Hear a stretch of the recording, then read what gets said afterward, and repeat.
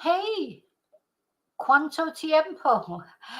Hey, it's me, Vicky Marie. Good morning, good afternoon, or good evening, wherever you are in this crazy world we're living in. So, I've just come from the live talking about Mark Williams Twonk. We're not going to talk about him in this video.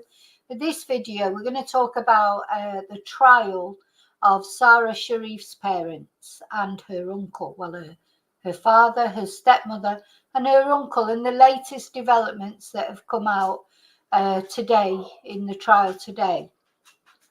And it's it's very serious. I know there's quite a lot of people maybe don't want to hear about this, and I understand that it's tough going this because the more we find out about what Sara went through, the harder it seems to get, doesn't it? Because it's just unbelievable what she went through. And so I just want to give you that warning. It's not very nice.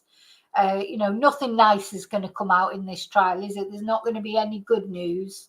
And I think the only thing, as I was saying earlier this morning, the only thing, if anything, we can be grateful for is at least they did phone up and get the police to go and find poor Sara, and they didn't try and, dispatch her, or do anything horrible to her remains or whatever. At least Sara was given some respect in the end. That is it. That's the tiny grain of, decency about that twonk of a father of hers who could, how he even has the right to call himself a father. I'm all riled up about Mark Williams Thomas, so I'm already in a bad mood before I even start on this. I'm already really angry. But you know what? We should get angry. Sara deserves our anger. She deserves us to get sort of to be indignant about what happened to her. That's what she deserves. She deserves people to care about her and what happened to her. Because her own father did not care, and her stepmother and her uncle. So she deserves the rest of us to get indignant, to get angry. And she will get justice, I'm sure, one way or another. Okay. So I'm going to say hello to everybody who's here. Probably a lot of you I know were in the other live. Hi, Laurie. Hi, David. Hi, Daniel. Hi, Matthew. Hi, Lorna. Hi, Heather. I don't know if I said hello to you, Heather, in the last one. Hi, Katrina. Hi, Queen Kate. Hi, Angel. I hope I haven't missed anybody. I don't think I have. And I need to say, actually, because I always forget to say hi to everybody who's just watching and doesn't join in the chat. Not everybody likes to join in the chat. I know that. People like to lurk, or they like to just listen, or they're a bit nervous, a bit shy of joining the chat. So hello to you all as well. And hello, of course, to those of you that are watching on replay crew. So yesterday in Sara's trial, we heard how the father confessed, her father, Urfan, confessed. Let's have a look at these twonks. Unfortunately, we must look at them just briefly, very briefly. So this is her father, Urfan, on the left-hand side. Her stepmother, Batul, is her name Batul? And her uncle, who I can't remember his name. But anyway, never mind. Don't matter about their names really. All that matters is Sara's name. But we found out yesterday that Sara, they'd started dressing her in a hijab. Because, in fact, looking at that there, she looks a bit like she might have a little bit of a black eye. I don't know. But anyway, they'd started dressing her in a hijab to cover up injuries, etc. So whereas she'd never worn a hijab before, and none of the other children in that house, so 5 children in that household, they didn't wear a hijab either. But suddenly they started dressing Sara in a hijab, probably they think to cover up the injuries, the terrible injuries that she had. And unfortunately, we learned yesterday that they thought she'd been assaulted with a cricket bat, all sorts of different implements that were found that they thought had been used. Also that masks had been put over her face, carrier bags with masking tape. Oh, lots of things that were disagreeable things that we found out about yesterday. And just the extent of what Sara had to go through. Now, what we're going to hear about today, we're going to hear the 999 call. We're going to hear a section of it anyway, but we're going to read the transcript of the whole 999 call. So why they haven't released the whole call, you know, they've only released a part of it to listen to, but they've released a transcript of the whole 999 call, which I think lasted 9 minutes. So I'm not quite sure why they haven't released the audio of all of it, and they've only released the audio of some of it. I'm not really sure about that. Now, let me put some windows down because I just get bloody Mark Williams twonk off my screen. God. Go.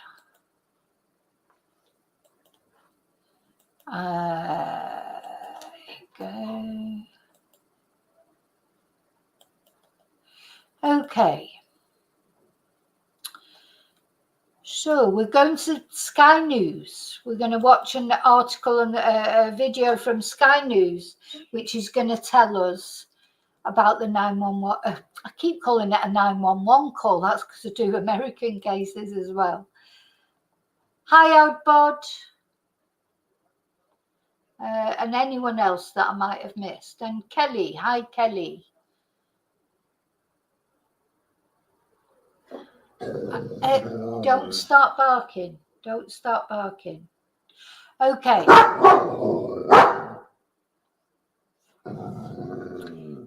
You're going to have to go in the bathroom if you start barking because they won't be able to hear the audio. Okay. In fact, I'm going to leave Sara's picture up. Oh, no, because there is some visual as well. Yeah, I can't. So, sorry, Sara. Got to take the picture down for a moment. Sorry about that. So, Princess Tia's here with me. The Chihuahua's not out, so she shouldn't be barking, but she seems to just bark at anything these days. Okay. So, now, as I say, trigger warning, be prepared to be upset.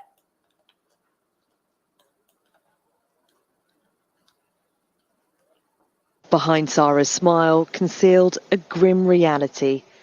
A child subjected to a campaign of abuse for 2 years, say prosecutors.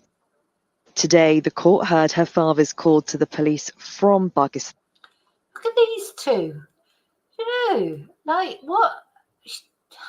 I mean, to me, this father, he looks terrifying. He just looks horrible. If anybody ever looked like what they are, it's him. You know, he's got that look, hasn't he? He's got an evil look. And I the more I think about it, I do think that his hatred that he had towards Sara, or the punishment that he put her through, was because it's almost like he was punishing his ex-wife through Sara. The police from Pakistan, as he admits to killing his daughter, he says, while trying to punish her. So he admitted to killing her because he was legally trying to punish her, he says. And also, look at his eyes. Do you imagine getting in a taxi and he's the taxi driver? I'd be straight out of it. You know, there's no way I could get in a taxi with him. Take a deep breath and tell me what's happened. I cannot. I physically punished my daughter and she died. So I did legally punish my daughter and she died. Now I'm going to comment on it the first time that we watch it, but then I will play it, you know, all the way through without comment. Your daughter has died? I killed my daughter. I killed my daughter. How have you killed your daughter?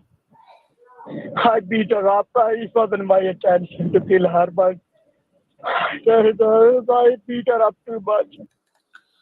I beat her up. It wasn't my intention to kill her. I beat her up too much.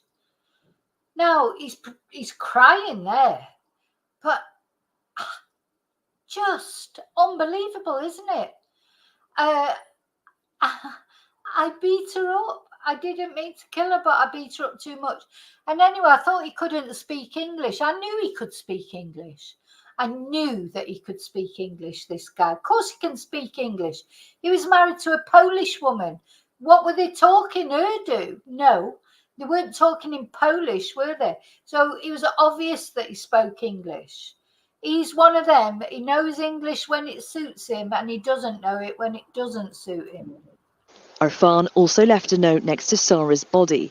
I love So this is the note he left for her by her body. you, Sara, he wrote. I'm running away because I'm scared, and I swear to God my intention was not to kill her. I'm running away because I'm scared. You just think, how scared was Sarah, do you think, over those 2 years, Urfan? How scared was your 10-year-old daughter? You great big man, big man.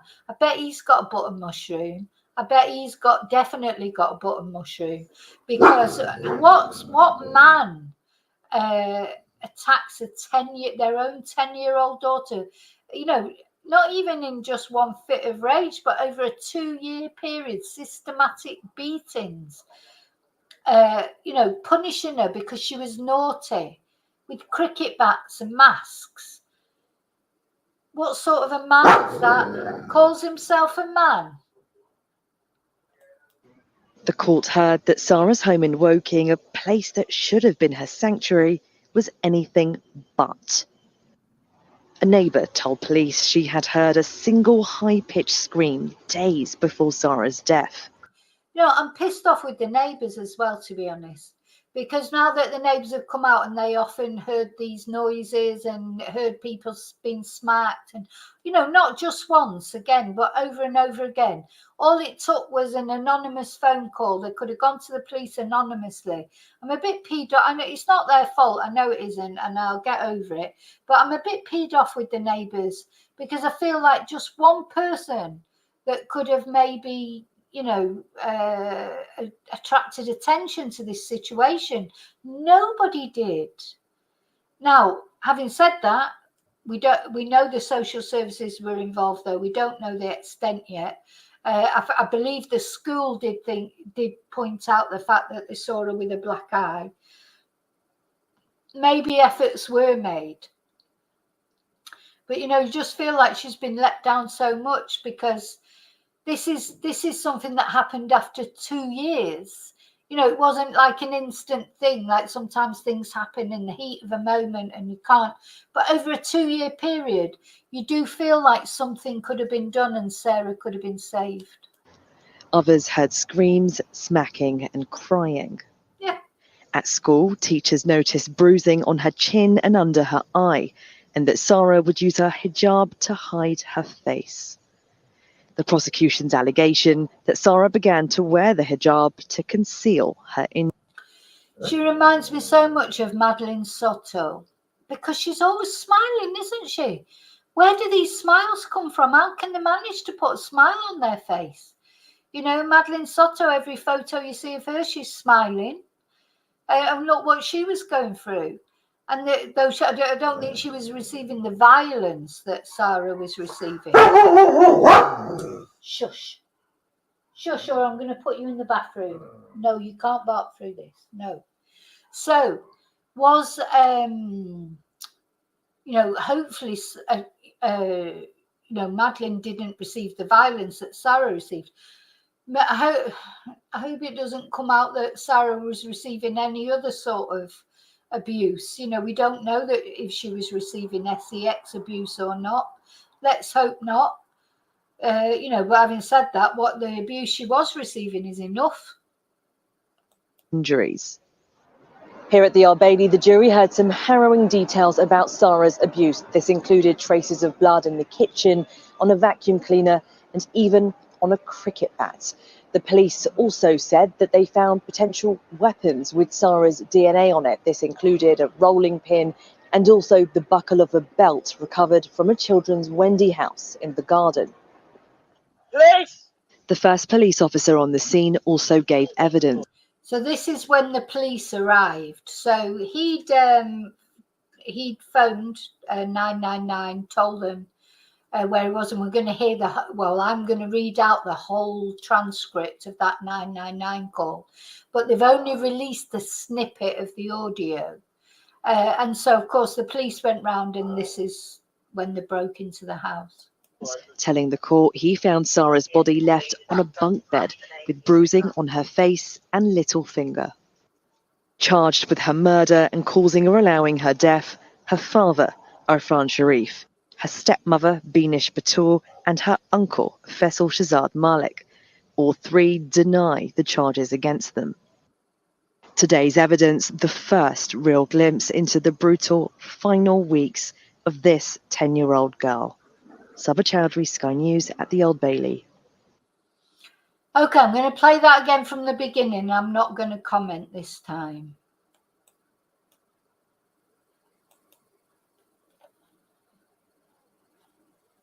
Behind Sara's smile concealed a grim reality. A child subjected to a campaign of abuse for 2 years, say prosecutors. Today, the court heard her father's call to the police from Pakistan as he admits to killing his daughter, he says, while trying to punish her.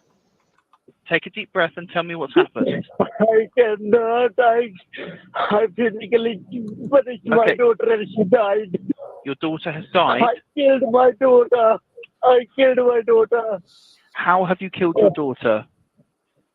I beat her up. It wasn't my intention to kill her, but I beat her up too much.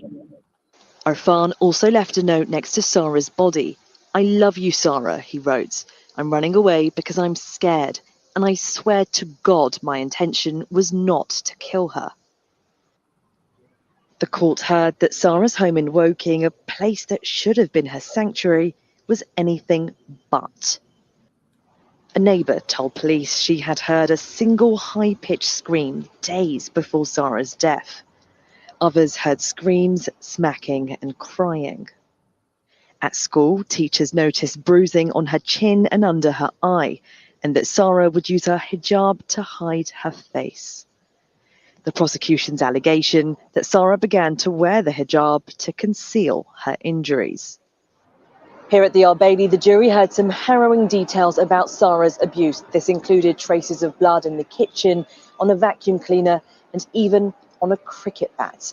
The police also said that they found potential weapons with Sara's DNA on it. This included a rolling pin and also the buckle of a belt recovered from a children's Wendy house in the garden.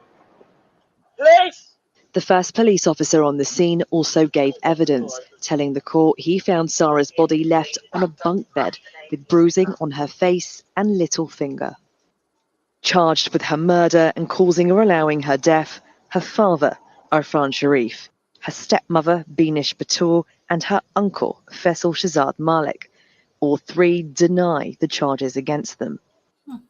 Today's evidence, the first real glimpse into the brutal final weeks of this 10-year-old girl. Saba Chowdhury, Sky News at the Old Bailey. I'm going to show you the full video now of the police entering the house. Well, it's only 45 seconds, but it's a bit longer than that they showed there.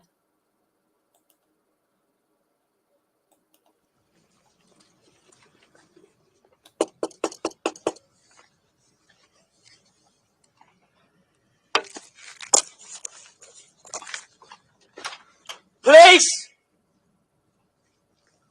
Josh, got the door open. Just to bear in mind, the mayor has just contacted him. He's currently driving back to the address. He said he cannot give more details. Police, hello, anyone in? Very hysterical on the phone. They're really struggling. Alright, Steve. There's only one person linked to the address on both. There's Ian Sleet. That doesn't match. I just find this chilling, this video, as they're going, how quiet it is. And that little girl is lying upstairs in her pyjamas in a bunk bed on her own. She's been there, just left there, deceased, while they buggered off to Pakistan. And it just chills me when this policewoman starts putting her gloves on, and then they go upstairs, and that'd be a trauma for them, to find that little girl up there But the thought of her lying there on her own, I know it's silly because I know she's already gone from this world, and you know, hopefully she's in a much better world. Can't be any worse than the world she was living in. You know, hopefully she's receiving love and now, and you know, she's at peace and all those things. But the thought of her lying there on her own, it just honestly just breaks my heart. Absolutely breaks my heart. And I know she was already deceased, but just horrible, isn't it? The name. Police, hello?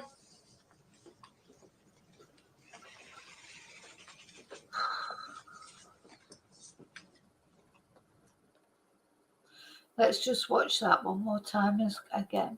And then I'm going to read you the whole transcript from King Twonk. Bloody Daddy Twonk. But mushroom.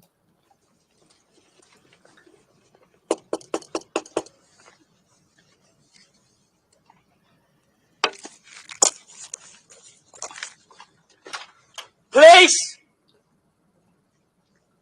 Josh, got the door open. Just to bear in mind, the mayor has just contacted him, so he's currently driving back to the address. He said he cannot give more details. Police, hello, anyone in? Very hysterical on the phone, they're really struggling. Did he say the door was open then? Sorry, I was going to.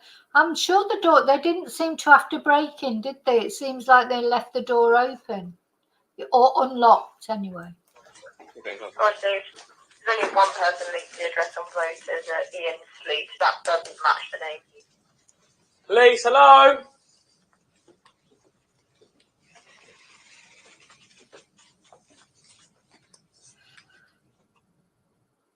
Yeah. No, that wasn't a nice. God, can't be. I mean, although they knew, because they will have been warned that they're going into a house that somebody said that their dead daughter is in, still will have been a shock, won't it, to find her there in her little pajamas and that. But yeah, it seems like they left the door open. It's just one little good thing, if you like. I don't know. So at least they didn't have to break in, but leaving her there with the door open or unlocked is awful as well, isn't it? What if they'd had a burglary? Oh God, it's just this. It's just horrible, this whole thing. Okay, so what I'm going to do now is I'm going to read you the whole transcript from the 999 call, and I'm going to put a picture of Sara up here. Yeah, so we'll have a picture of Sara up, bless her little soul. I think this is the one where she looks, well, I don't know. See, she's smiling on all the pictures, but it's like this smile. It's a real Mona Lisa smile, isn't it? It's a smile, but it's not reaching her eyes. You know. And funnily enough, in this picture with the hijab, is that a forced smile? You've got a big smile on there, but again, does it reach her eyes? All her smiles are sort of hesitant, aren't they? Anyway, I'm going to leave this picture up while I read for you the 999 call, because this is the transcript, but it's not the audio. The only audio they've released is that short piece. So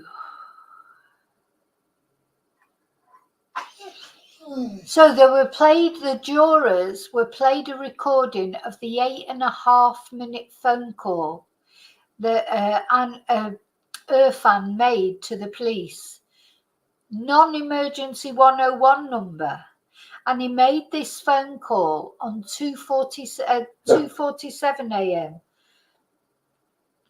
on August the 10th, 2023, 2 days after Sara died. This is the full transcript of the recording. No, Tia, seriously, can't do that at the moment, no. So the operator says, "Surrey Police, how can I help?" And Urfan Sharif says, "Hello? fact, actually, I'm going to show it you as I'm reading it, because I know some people prefer to look at it, some people prefer to listen. So if I put the actual conversation up, then you can decide whether you want to read it or just listen to me. Or a bit of both, of course. So the operator... No. So the operator says, hello, how can I help? Sharif, hold on, I couldn't take. Can you write down my address, please? Operator, hello? Sharif, hello? Operator. Right. So, in the back. Go on. I'm going to just put the dog in the bathroom because she won't be quiet. So I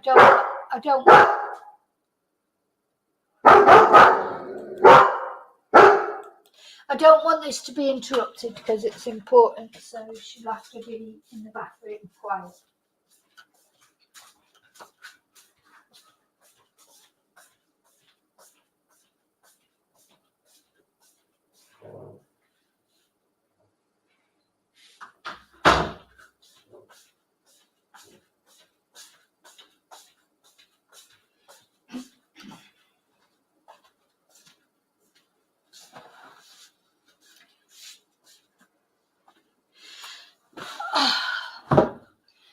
Right, okay, let's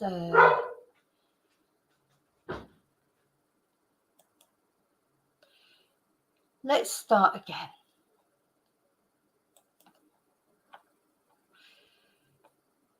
So where do we got to? So, operator, hello. Let me just have a little glug of wine because I can feel my voice going.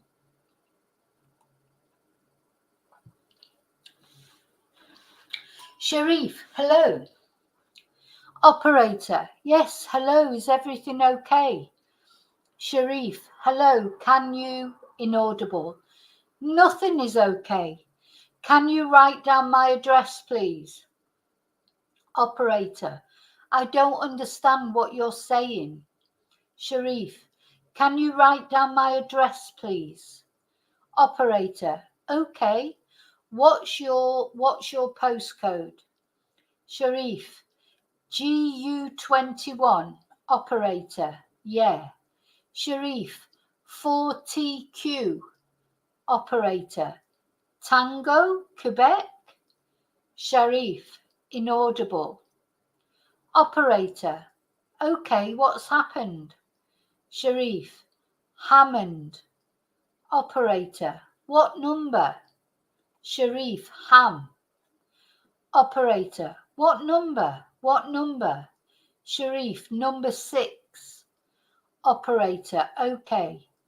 Sharif, Hammond.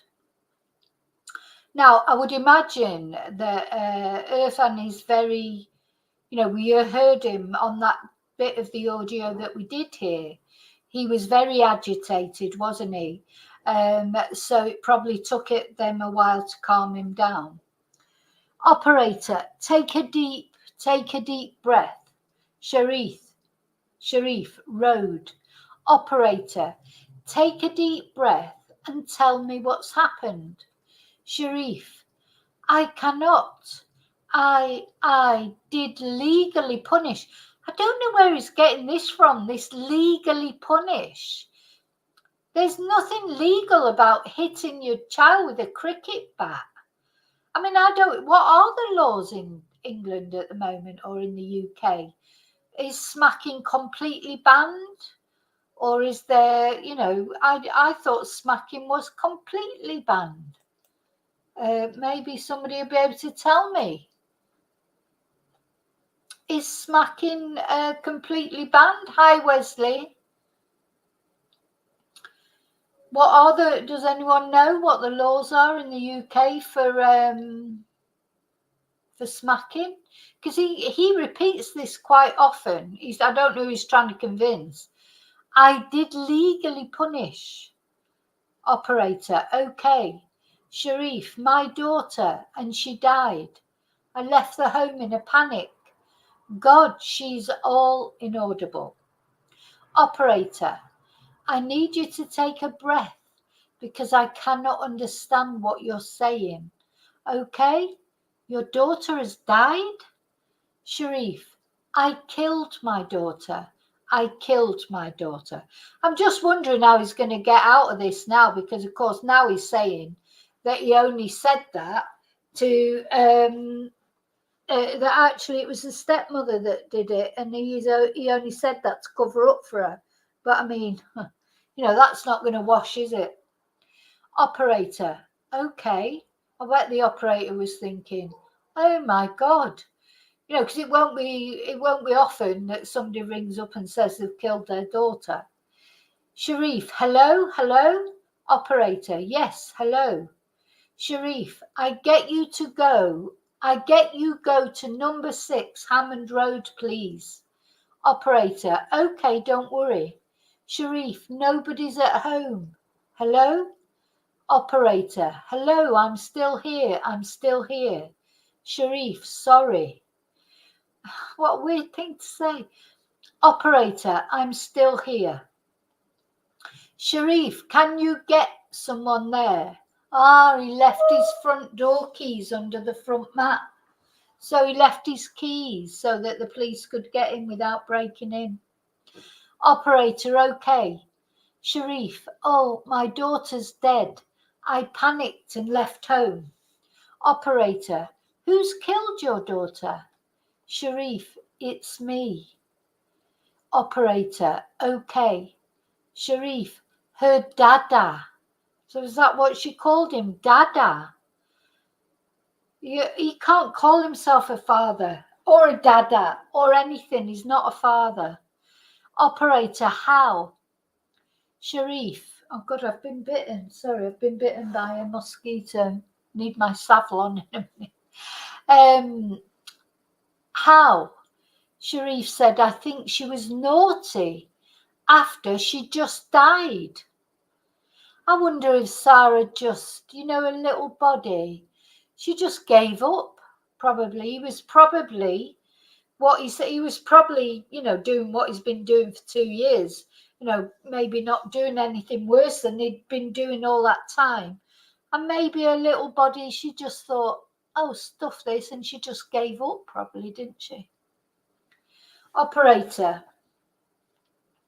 I'm going to need you to slow. Sharif, aye.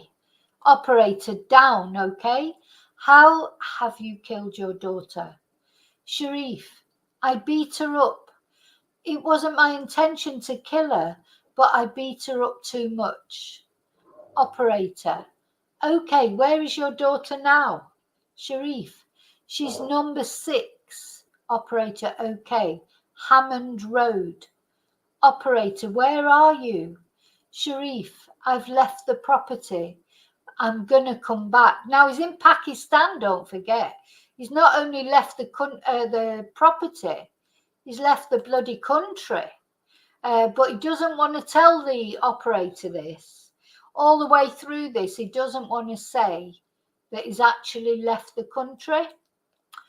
Anyway, I'm just going to I've got to get my Savlon because I've got a bite on my ankle. They always get you like, in fact, I'm going to put the fan on that sometimes, stops them.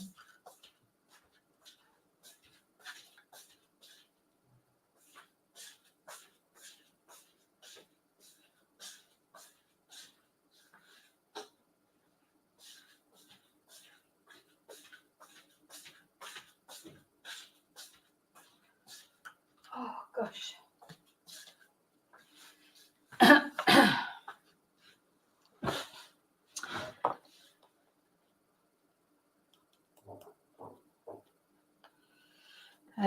Yeah, he called from abroad. He was already in Pakistan when he rang. He didn't call the police until he was safely out of the country. But he said he was coming back, and he did go back. He got, I suppose it, but he only went back because in the end, his family in Pakistan, they got fed up because the police kept breaking down their doors looking for him. So the only reason he went back to the UK was that he ran out of anywhere to go in Pakistan. Anyway, he said, I've left the property. I'm going to come back. Operator, okay. Sharif, I'll come. Operator, what's your name? Sharif, back if you can go. Operator, what's your name? Sharif, my name is Urfans Sharif. Operator, can you spell that for me? It's U for umbrella.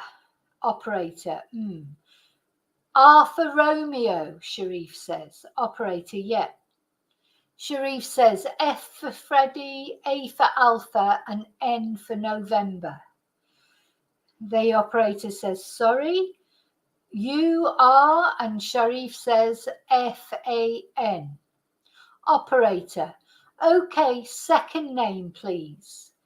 Sharif says S for sugar, H for hotel. This is the guy who can't speak English. Remember who say can't speak English? S for sugar, H for hotel, A for alpha, R for Romeo, I for indigo, and F for Freddy. Can't speak English though. Operator, brilliant. Sharif, don't know what that was supposed to be. Operator, can I get your date of birth? And Sharif says, sorry, my operator says date of birth. So Sharif says, my date of birth is the 25/11/81. The 25th of November. His birthday. He's got a birthday coming up. He'll be doing that in prison. Operator, hello, I'm still here. I'm just writing all of this down. Sharif, can you send someone? My daughter is alone. Operator, yes. Sharif, please help. Operator, don't worry. Sharif, stay on the phone. Operator, don't worry. Sharif, you have to see. Operator, nothing's going to be slowed down, okay? And he starts to ask him the question, what is your... And then Sharif says, I'm going to hand over. I'm going to hand over myself. And the operator says, okay. I need you to slow down, okay? What's your daughter's name? Sara Sharif. Operator, okay. S-A-R. Operator, okay. I need you to slow down. How do you spell your daughter's name? S-A-R-A. Operator, S-A-R-A. Sharif, yeah. Operator, yep. Sharif, and Sharif surname, S-H-A-R-I-F. Operator, okay, what's her date of birth? Sharif, it's the 11th of the January, 2013. She's only 10 years old. Oh my God. Operator, 2000 and what? Sharif, 13. Oh. Operator, okay, what happened? What led you to this? What led to all this happening? Sharif, I think she was naughty over the last 3-4 weeks and I was giving her punishment, but to sort her out. So it wasn't 4 weeks, was it, Urfan? It was 2 years you were giving her punishment to sort her out. You absolute twonk. Operator, Sharif, and yes, I did something and she died. Now remember when we watched that video from Pakistan, the stepmother said Sarah's death was an incident. An incident. Probably meant an accident. Operator, was she breathing when you left? Sharif, no, she wasn't. I tried to resuscitate her. I tried to give her CPR. Everything, but I failed. I left in a panic. I bet he was in a bloody panic. So he'd been hitting her for so long, abusing her for so long, he never thought she would die. I think that little girl, do you know what? What I'd like to think, and I hope it's how it happens. So I once heard a priest, anyway, no matter. But what I'd like to think is God just took her away. Just like, right, come on, you're coming with me now. This is it. This is enough. You've put up with enough. Just come with me. Just come with me. If not God, maybe one of her relatives, that had died and they come back for her, just said, look, just come with me now. And she just went. I think she just couldn't take any more, could she? He probably didn't do anything more to her on that day than he'd been doing to her for the past 2 years. But her little body, her little spirit, her little, her whole being just couldn't do it anymore. I think she just slipped away.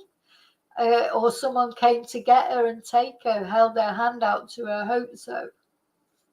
Took her away to a better place than the place she was living in. Operator, okay. Sharif, I'm gonna... Operator, was she bleeding anywhere? Sharif, no.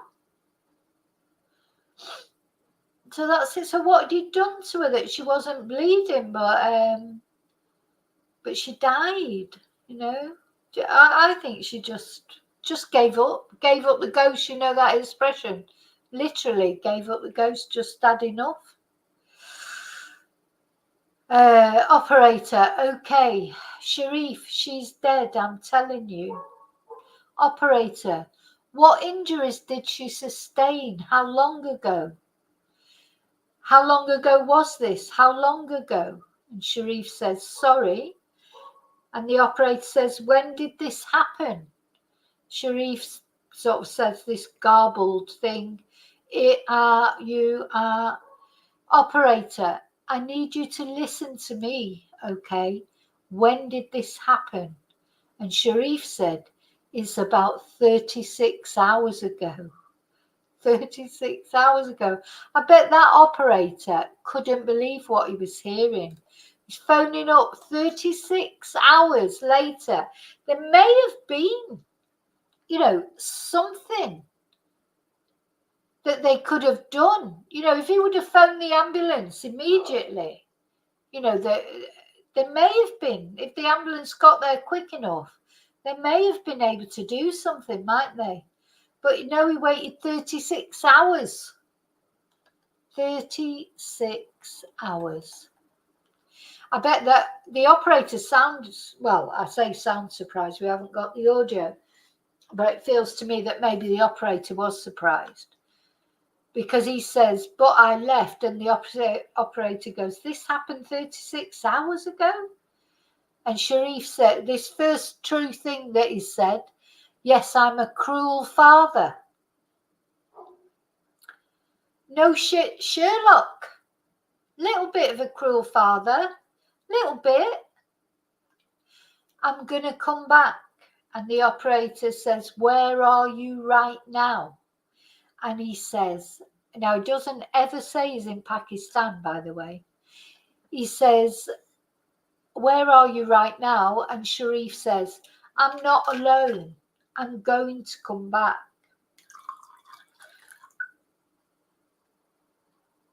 He says, I'm driving, I'll come back. And the operator's probably thinking, well, he's left the house, but he's somewhere in the area.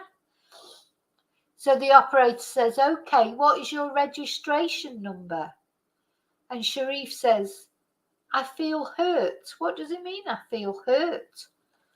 Ooh. What is your registration number?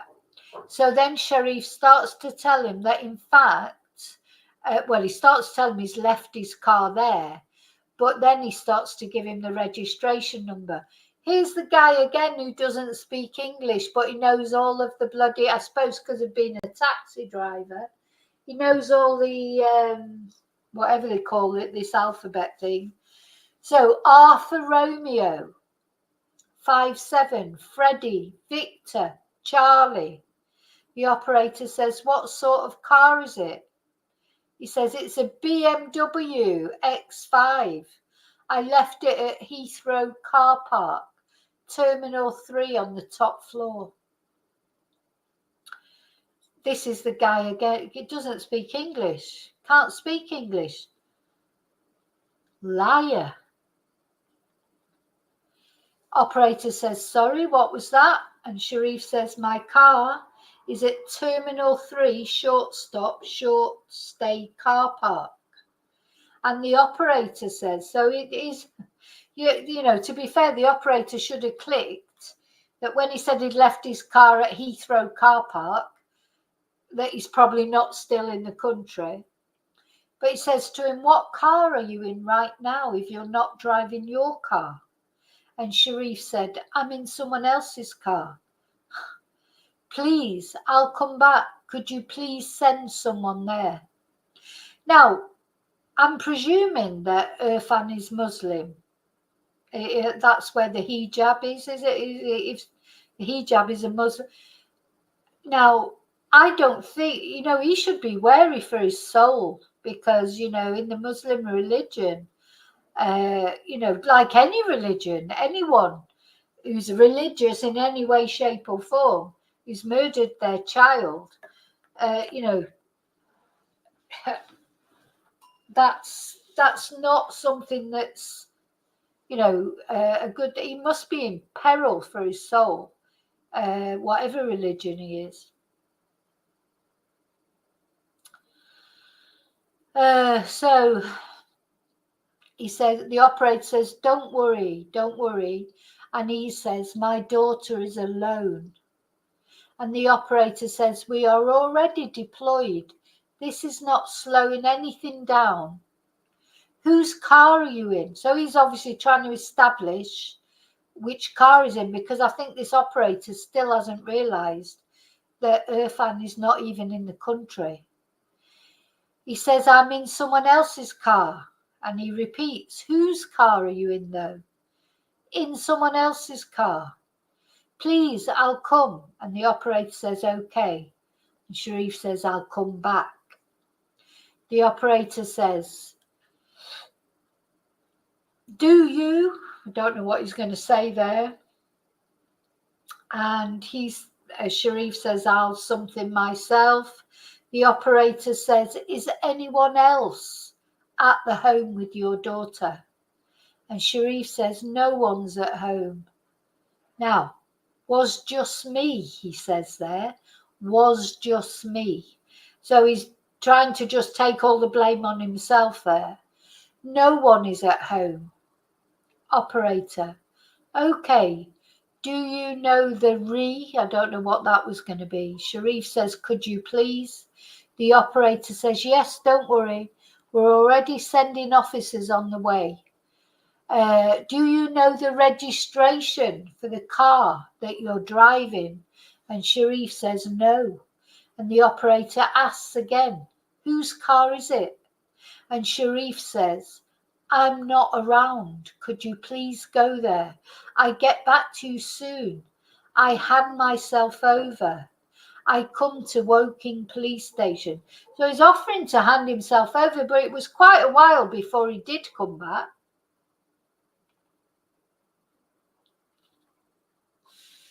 And they only went back because the police in Pakistan were making their whole family's life a misery. And the family, I think, told them to go back. And the children are still there. So the 5 other children that they had in their care are still there in Pakistan. Operator, no, you need to go back to the address now. He's still not clicked that he's not in the country. You need to go back to the address. And Sharif says, I will. So the operator says, okay, what is your phone number? And Sharif says, is somebody there, right there? And the operator says, no, listen to me. What is your phone number? So he starts giving his phone number. 07770707424. The operator says to him to slow down. Carries on giving the number 7462. The operator says, slow down, slow down, slow down. 077, and Sharif says, no, 74. Operator 074. Sharif 2474. Operator 2474. Sharif 6285. Anyway, so they go through all that about the phone number, and the operator says, so where are you? I know you said you were driving, but can you see a road? Where are you right now? He's still thinking he's just round the corner. And Sharif says, I cannot give more detail. I promise I'll come back. I'll face the death sentence. Well, we don't have the death sentence in Britain. He's talking a load of cojones. Operator, I need to know where you are. Sharif, no response. Operator, okay, give me a landmark. Give me anything. Where are you? Do you know what town you're in? I'm just thinking, what's a landmark in Pakistan? Sorry, it's just like, what? He never says to him he's in Pakistan. Sharif, I don't know. Doesn't know a landmark in Pakistan. Operator, okay, he doesn't want this operator to know that he's left the country. So if you live in Woking, are you driving through Guildford? Sorry. Are you driving through West Byfleet? Are you driving through Aldershot? Where are you driving right now? And that's when the recording ends.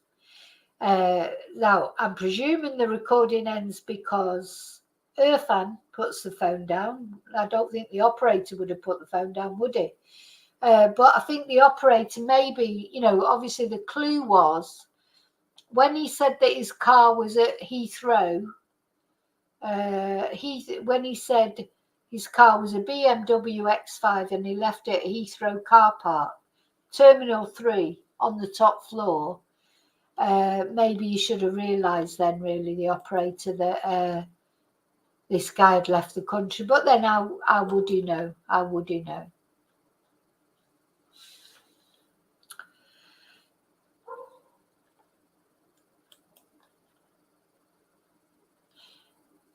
Yeah, I think that's true, Angel Alfie. You would think that the police wouldn't have to ask for a phone number because you'd think the number would show up, wouldn't you? So, yeah, but anyway, never mind. I didn't know that, Seffi.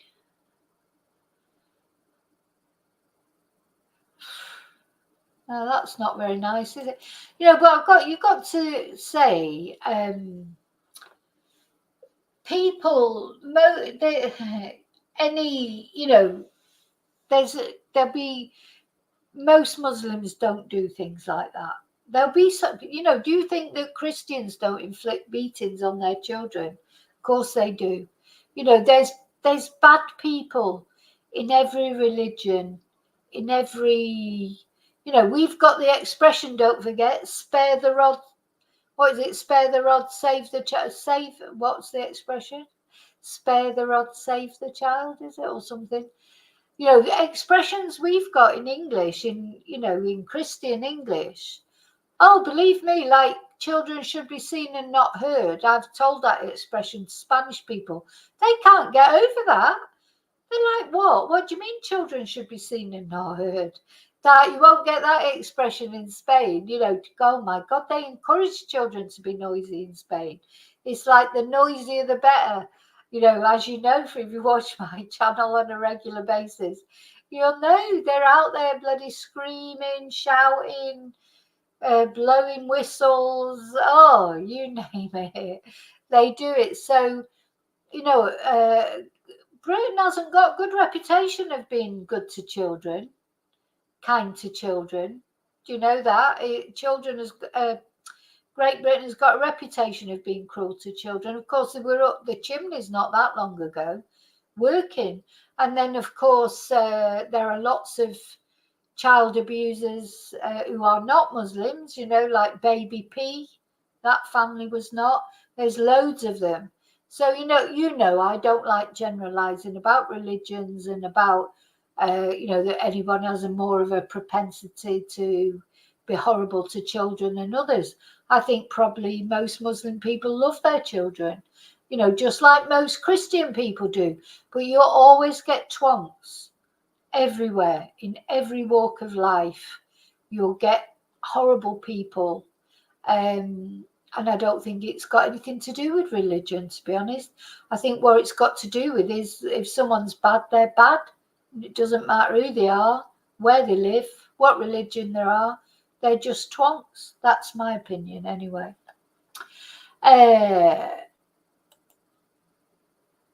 He did come back, Phantom Witch.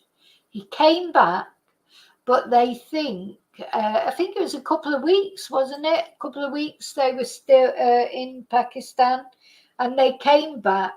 They did that weird video and said they would come back because nobody wanted to hide them anymore.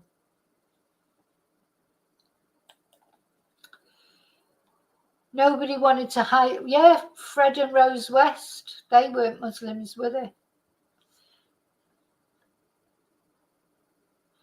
So, yeah, I do think there's lots of different, God, when I look at most of the American cases that you look at, they're all bloody pastors, you know, or often, I shouldn't say all, but often they're, you know, church. Whenever I start watching like a true crime video on some of the true crime YouTubes that I like to watch, like That Chapter, etc. As soon as he starts telling the story, if he says, oh, they were at church every Sunday, I think he did it. So straight away, as soon as they're church people, I just straight away now think, oh, they're the culprit. Because the more church going they are, and especially if they're a pastor, like Giant Prick Pastor, what's his name? Pastor Mills. I don't even know if he's still a pastor. I always think, oh God, it's definitely them who did it. But it's nothing to do with different people are either horrible or not. It doesn't matter what religion they are, in my opinion.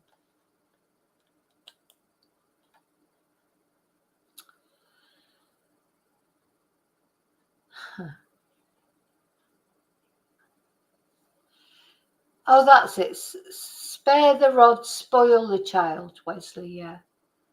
Yeah, we have lots of those expressions in English that when I've told, like, either, you know, friends of mine that are Spanish or students that I've had, you know, learning English, they can't believe the sayings, you know, like that one, and like especially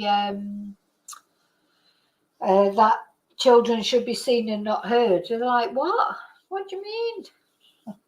What do you mean children should be seen and not heard?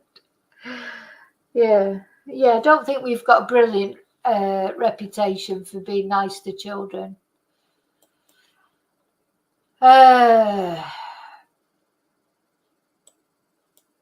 So that was it.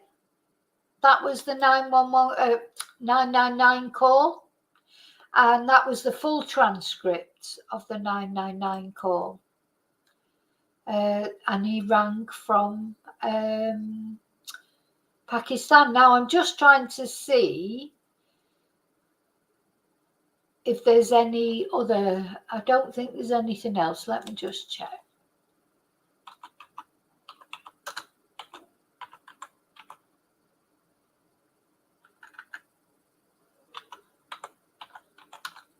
I don't think there's any more from today. I don't think so. I can't see anything.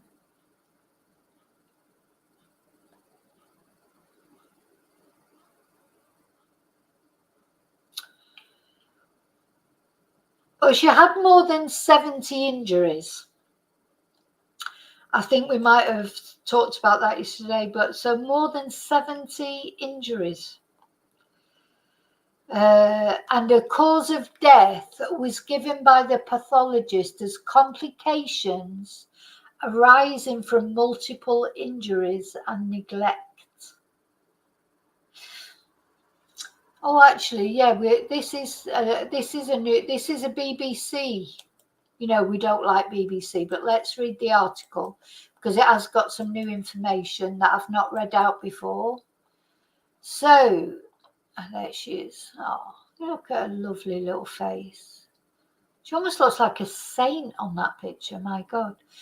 So, yeah, a 10-year-old girl who allegedly died at the hands of her father, stepmother and uncle had more than 70 injuries, new external injuries when her body was found. And she was also found with internal injuries. So, you know, it was probably, you know what, it was probably a combination of everything, wasn't it, with Sarah? But I do feel she just gave up. She just gave up, and I hope someone came to get her and take her away from this world. And while wounds inflicted before the assault, which led to her death at the family home in Woking, Surrey last year, she suffered puncture wounds, burns, bruising, abrasions, and a post-mortem found she had probable human bite marks and iron burns, scalding from hot water. And apparently she had a gaping puncture wound to her head, as well as signs of being hit by an elongated object below her belly button.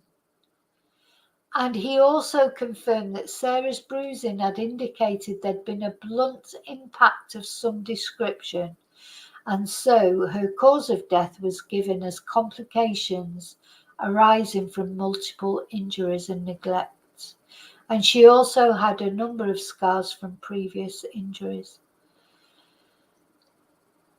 Here they are in the dock.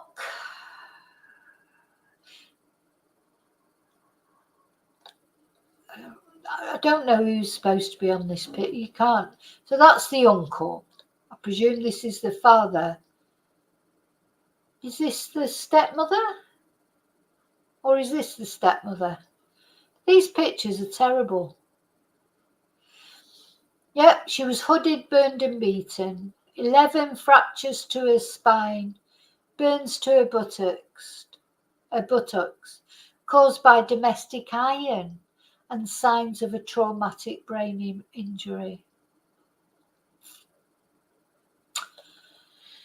So, I think that's enough of that now. It's a sad story.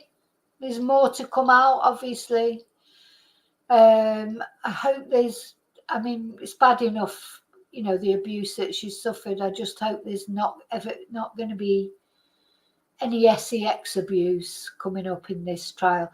Now, if they're expecting the trial to last 9 weeks, this is the information. It's only been 3 days. We're only on Wednesday. So, God, what more's going to come out over the next 9 weeks? Just makes you worry, doesn't it? You know, God, 9 weeks they're expecting the trial to last. Makes you just think, what the hell's coming up next? What the hell is coming up next? Okay, so I'm going for now. I think that's enough for tonight. So we've had Mark Williams twonk. I'm sure there'll be more to say about that tomorrow.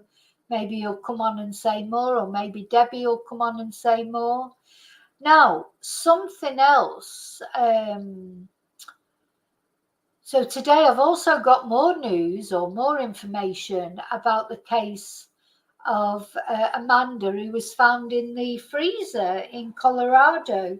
But, you know, I can't do another live now. But I'll be back on at some point tomorrow to tell you, after, you know, the more I look into that, the more I think the mother has got to be involved in some way. And I don't like to, as you know, I always defend the mother, you know, until I know any different. I'll always defend a mother first until I have some evidence of something definitely that they've done. But with this mother, some of the things that I've seen today, she's a very strange person. But you know, being a strange person doesn't make you a murderer. I'm a very strange person, and I'm not a murderer, not yet anyway. No, I'm only joking. You know, she's a bit of a, you know, the more I'm thinking about it now, I'm thinking, how could she not have known? But maybe she just never went down to that freezer and looked in it. Or maybe, you know, that's another one of those cases. I mean, this case with Sara, I think, is cut and dried. That's why it is a surprise why it's going on, why it's been booked in for 9 weeks. Why? Does feel like it's an open and shut case, you know, but you know, does feel like it's an open and shut case, but it's because he's now blaming the stepmom. So I think what they're all probably hoping is if we all blame each other and it can't be proved, but he's confessed to it. He left a note confessing, but now he's saying he only did that to protect the stepmother, so that's maybe why. I know, evil people. Okay, so I'm waffling on a bit, aren't I? So thank you so much for being with me for the previous video and for this video. Justice for Sara. Let's have a... In fact, I'm going to put some music on for Sara before I finish. I'm going to make a little tribute video up for her. Where's my music? Where's my music?